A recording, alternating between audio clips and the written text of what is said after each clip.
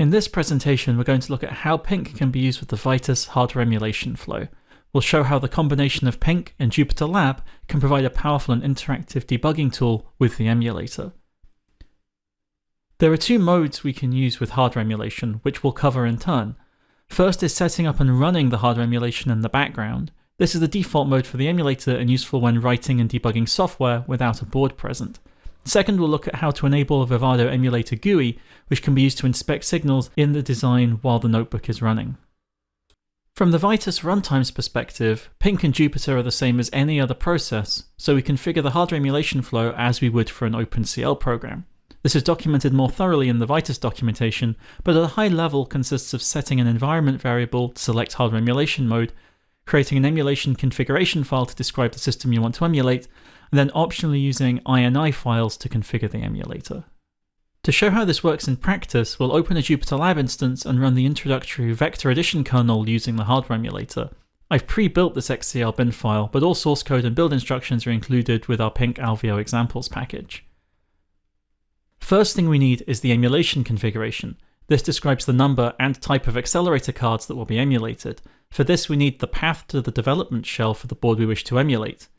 For this example, I'll be using the Alveo U200 shell, but any Vitis shell, such as for the AWS F1, could be used instead. The emconfig util program takes the shell and the number of cards we want and generates the emconfig.json file. One thing to be aware of is that the Vitis runtime will search for some configuration files in the directory of the executable. For a Jupyter kernel, this is where Python is installed rather than the location of the script or notebook being run. Because of this, we need to pass an additional environment variable specifying the location of the emconfig.json file we've just created. Next, we need to set the execution mode to hardware emulation, which is done through another environment variable, and with that we are ready to import PYNQ. Note that the environment setup should be done before PYNQ is imported to make sure that PYNQ enumerates the emulated accelerator cards rather than looking for real ones. To make sure that the environment is set up correctly, we can check the list of devices PYNQ has found. The machine I'm running this example on doesn't have a physical card installed, so seeing one device in the list is very promising. The rest of the program looks exactly like the PYNQ code for vector addition.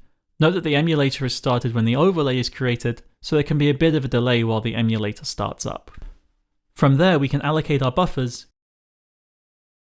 create our input data, and call the accelerator as if we were running on real hardware, although we're only operating on arrays of 1000 elements rather than the million we normally use due to how much slower the hardware emulation is. It's important to explicitly free the overlay and close the device when we have finished, otherwise the simulator can keep on running in the background even after we close or restart the Python kernel. While the background mode is useful when we care primarily about the software, we often want to have a better window into what's going on inside the emulated hardware. For this, we need to configure the Vitis runtime, or more accurately the lower level Xilinx runtime, to launch the simulator interactively. This is done through an xrt.ini file. I've restarted the notebook so we can add some extra cells configuring the emulator to show the GUI. This is done by creating the xrt.ini file and putting launch waveform equals GUI into the emulation section. With this in place, we can start running the rest of our notebook, and when we download the overlay, the Vivado simulator GUI appears with the simulation running inside. To better see what's going on, we can background the progress bar and zoom out to get a more reasonable timescale. Now, when we call the hardware kernel, we can see the data transfers taking place. One advantage of having the simulator being driven in this visual way is that we can see at a glance how our hardware kernel behaves to varying inputs. As a simple example, we can easily halve the size of the data being operated on and visually see how this impacts the kernel's runtime. We can also drill down to see individual signals inside each bus. Here we're expanding an XE master port and seeing all of the transactions that are happening. In this case, we can see a long gap between memory writes, which could be a potential place to optimize the kernel. By default, only the XE master and stream interfaces will be visible, but we can add further elements to our waveform. For example, we may be interested in how the control bus to our kernel is being used. By pausing the simulation, we can search for the control bus and add it to our waveform.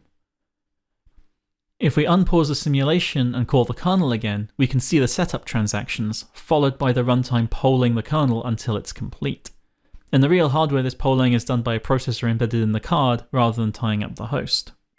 We can see how our Python code interacts with the simulator in other ways.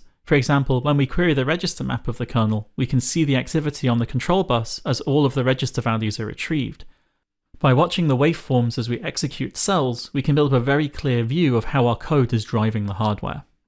This has only been a brief introduction to the hardware emulation flow.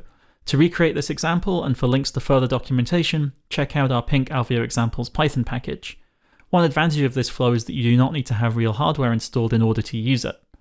If you have any more questions or comments, please join us on our forum, which is linked below.